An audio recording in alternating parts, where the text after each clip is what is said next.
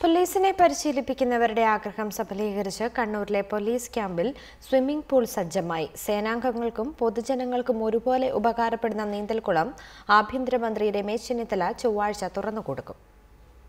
സംസ്ഥാനത്തെ പോലീസ് അക്കാദമികളിൽ നീന്തൽക്കുളങ്ങൾ ഉണ്ടെങ്കിലും പരിശീലന ക്യാമ്പിൽ ഇതാദ്യമായാണ് ആധുനിക രീതിയിലുള്ള സ്വിമ്മിംഗ് പൂൾ സജ്ജമായത്.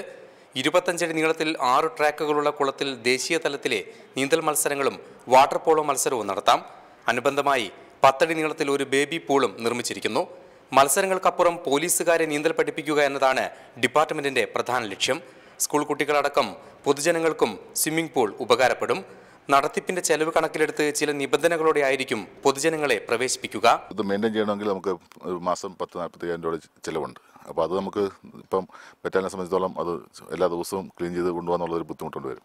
36 ലക്ഷം രൂപ ചെലവഴിച്ചാണ് നീന്തൽക്കുളത്തിന്റെ പണി പൂർത്തിയാക്കിയത്. മുൻ MP കെ സുധാകരന്റെ ഫണ്ടിൽ നിന്നും 10 ലക്ഷം രൂപ ലഭിച്ചപ്പോൾ സ്പോർട്സ് കൗൺസിൽ നൽകി ഒരു 10 ലക്ഷം. 2 ലക്ഷം SP-യുടെ സ്പോർട്സ് ഫണ്ടിൽ നിന്നും ലഭിച്ചു. ബാക്കി തുക ഈ പദ്ധതിക്ക് മുന്നിട്ടിറങ്ങിയ KAP 4-ാം ബറ്റാലിയനും സ്വരൂപിച്ചു. റിപ്പോർട്ടർ, കണ്ണൂർ.